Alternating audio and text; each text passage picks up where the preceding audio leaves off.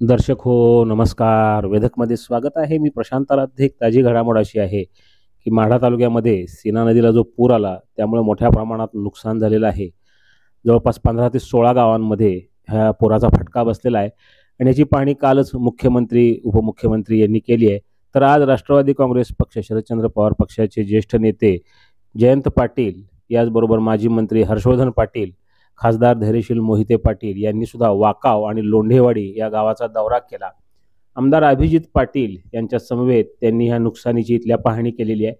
यावेळी त्यांनी ट्रॅक्टरमधनं त्यांना प्रवास करावा लागला, कारण या गावांपर्यंत पोहोचण्याकरता आणि ज्या वाड्या वस्त्या शेतांपर्यंत पोहोचण्याकरता ट्रॅक्टरशिवाय पर्याय नव्हता आणि ह्या ट्रॅक्टरचं सारथ्य आमदार अभिजित पाटील यांनी केलं. आणि यावेळी त्यांनी जयंत पाटील, हर्षवर्धन पाटील यांनी जे नुकसान झालेलं आहे त्याची संपूर्ण पाहणी केली. याचबरोबर शेतकऱ्यांशी संवाद सुद्धा साधला.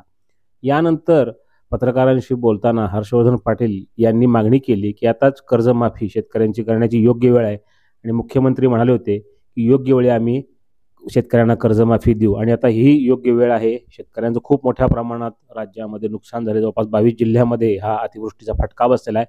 तर आता राज्य सरकारनं तातडीनं शेतकऱ्यांची कर्जमाफी द्यावी. याचबरोबर त्यांनी 5 मागण्या सुद्धा मांडल्या आहेत शेतकऱ्यांसाठी. पहा काय आहेत त्या मागण्या. याचबरोबर तिथल्या ज्या शेतकऱ्यांनी आणि जे बाधित पूरग्रस्त आहेत त्यांनी आपल्या भावना व्यक्त केल्या. पहा.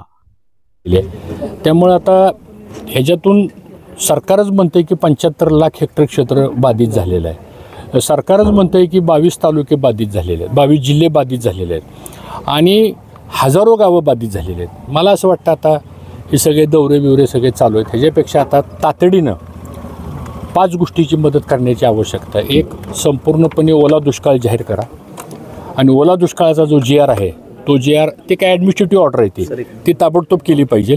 दुसरा मुद्दा महत्त्वाचा असा आहे की आता तुम्ही म्हणला योग्य वेळी कर्जमाफी होईल. आता ह्याच्यापेक्षा अजून कसली वेळ पाहिजे तर सरसकट कालच्या खरीप हंगामापर्यंत जेवढं शेतकऱ्यांनी कर्ज घेतलेलं आहे तेवढं सगळं कर्ज माफ करून त्याला नव्यानं पुन्हा रब्बी हंगामासाठी कर्ज दिलं पाहिजे. कारण आता तो उभा राहणार कसा.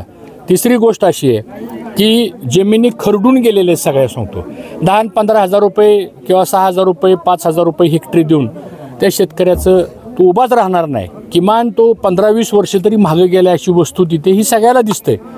सरकारला दिसतंय. काल मुख्यमंत्री आले, 2 उपमुख्यमंत्री आले, आम्ही आज या भागामध्ये फिरतोय. राजकारणाचा विषय नाही, पण आज त्या गरीब शेतकऱ्याला मदत करण्याची गरज आहे. तिसरा महत्त्वाचा मुद्दा आता जनावराचा चाऱ्याचा प्रश्न निर्माण झाला आहे.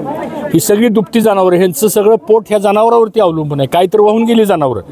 मग ह्याला मुरघास म्हणा, खाद्य म्हणा, पशुखाद्य म्हणा किंवा कुठून तरी मकवाना आणून देणं म्हणा किंवा कुठून तरी ऊस आणून देणं म्हणा, जसं आपण छावण्या सुरू केल्या होत्या अशी पण मदत सरकारने ताबडतोब करावी.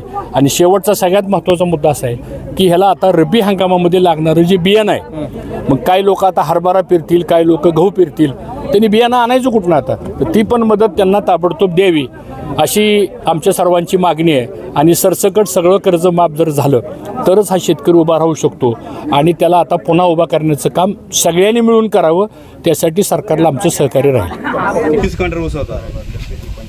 आता हवा ही ऊस मागवान हे सगळं पाक राहून गेलं. 10-15 जनावर 2-3 गाय वाहत गेल्या, 5-4 वर सोडून वर लावल्या आणि आता जनावर टाकायचं आठच नाही. काय जगात कशी पंचायत पहिले आम्हाला.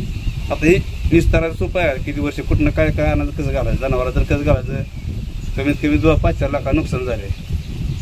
अजिंक्य दत्तात्रय चव्हाण या ठिकाणी राहत असून आमचं पूर्ण घरप्रपंच सगळा या ठिकाणी पुरामुळे सगळं वाहून गेलेलं आहे. माझी शेरडं असतील, जनावरं असतील, कोंबड्या असलेल्या, सगळं फर्निचर असेल, घरातील अन्नधान्य असेल, सगळं संसार पूर्ण उघड्यावर पडलेला आहे. आणि कमीत कमी माझ्या घराचं सगळं नुकसान होऊन ठेवून शेतीचं, ऊसाचं, द्राक्ष बागेचं असं भरपूर असं कमीत कमी 12 ते 15 लाखाचं नुकसान आमचं झालेलं आहे. तर शासनाने आम्हाला भरपूर असं मदत करावी आणि ठोस असा निधी उपलब्ध करून द्यावा, जेणेकरून आम्ही परत दुसऱ्यांदा एकदा पुन्हा नव्या ह्याने उमेदीने उभं राहावं एवढीच अपेक्षा शासनाकडे आहे.